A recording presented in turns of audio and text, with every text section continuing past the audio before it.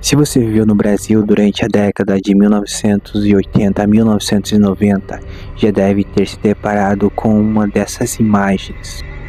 Uma pintura simples retratando um menino de olhos marejados, que decorava milhares de salas e cozinhas do país durante esta época. Por trás da expressão triste daquela criança se escondia uma das lendas urbanas mais perturbadoras do século XX.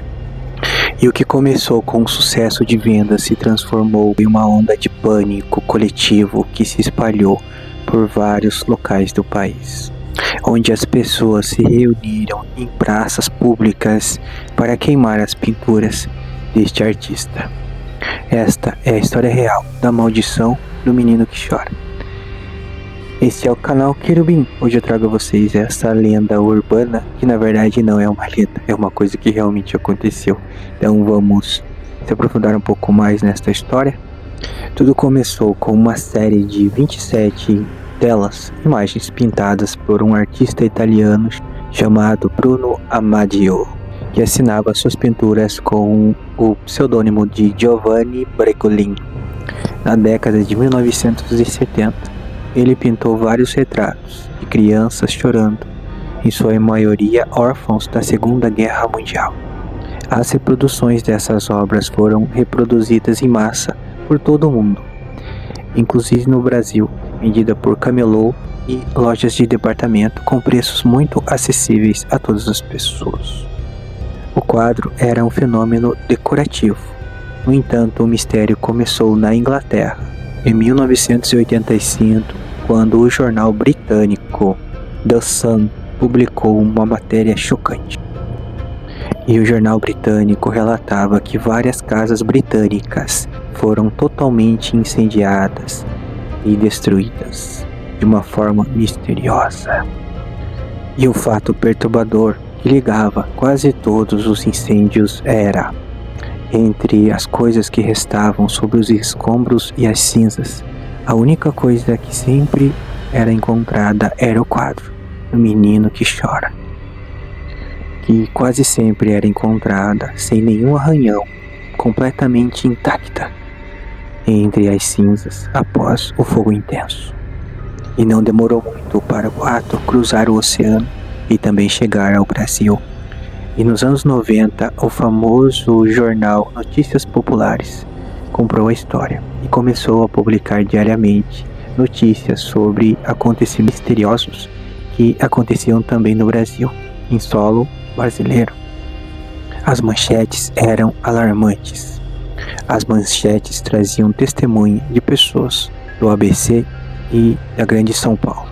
As manchetes eram alarmantes. O jornal trazia notícias de pessoas que, após comprarem seus quadros, relatavam acontecimentos estranhos, até mesmo desastre dentro de suas próprias casas, doenças repentinas na família, brigas e até mesmo sons, ruídos, pancadas que vinham das paredes, ou pelo menos pareciam vir das mesmas, sempre na parede onde estava o tal quadro. E uma das testemunhas entrevistadas na época relata o seguinte fato: nós compramos o quadro porque achamos o menino bonito. Na mesma semana, a fiação da casa entrou em curto-circuito 2 vezes e nosso cachorro começou a rosnar para a parede, onde o quadro estava pendurado. Quando decidimos tirá-lo dali, o prego correu e o quadro caiu sozinho no chão. Nós ficamos com tanto medo que o jogamos no lixo. E o pânico foi tão legítimo que o corpo de bombeiros de várias cidades recebiam ligações perguntando o que poderia ser feito com o quadro, como poderia ser dado um fim, uma vez que os bombeiros eram responsáveis por deter as chamas, não é mesmo? Em algumas cidades, nas praças, as pessoas se reuniram e trouxeram cada um seu próprio quadro e atearam fogo nessas pinturas com medo que as suas casas fossem as próximas a pegarem fogo. E para piorar a situação, surgiam cada vez mais teorias bizarras sobre o tal pintor.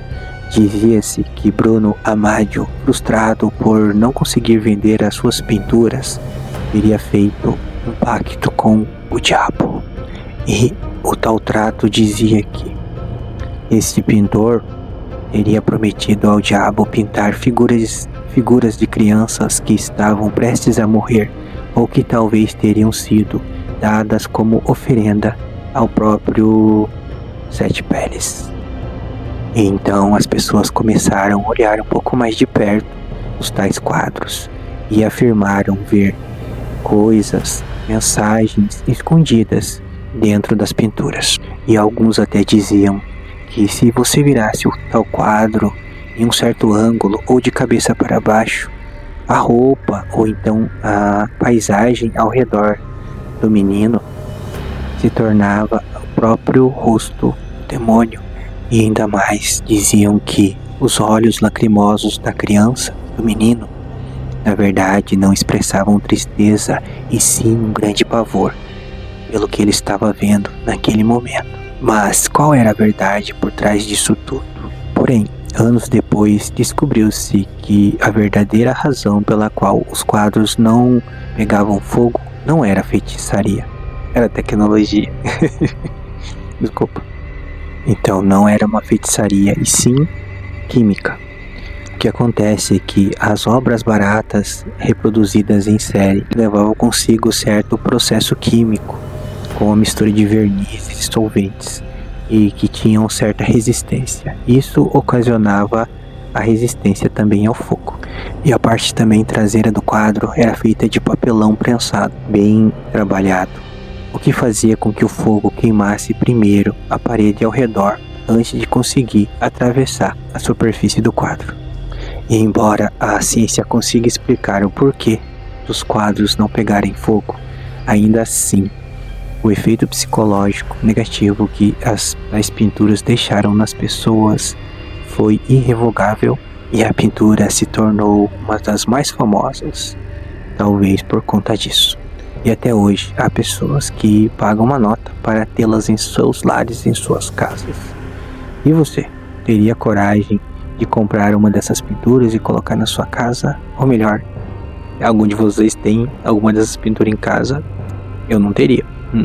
Bom, espero que vocês tenham gostado do vídeo. Então esse aqui é um vídeo, né, de história, no caso que não é um relato, né, como vocês bem observaram. Esse aqui é uma história do que realmente aconteceu em 1980, 1990, né, dessa pintura que foi feita por este pintor italiano aí, né, e era uma história bem famosa na época aí, né, dessas tais pinturas amaldiçoadas, né. Eu sou um pouquinho dessa época, mas na verdade eu não lembro assim com tanta exatidão, né. Então nessa época aí, no caso, nossa família era bem humilde, então não teria possibilidade de comprar nenhuma dessas pinturas e também não tem acesso à arte, coisas assim, né? Então para nós tanto fazia, né? Mas é uma história bem interessante, né? Então hoje mesmo você pode ver, até que coloquei no canal aí, né, durante o decorrer do vídeo, algumas das pinturas que eu achei, ok? Então eu espero que vocês tenham gostado do vídeo. Se gostaram, deixa o like, se inscreva no nosso canal e até um próximo relato ou história. Valeu pessoal, até mais!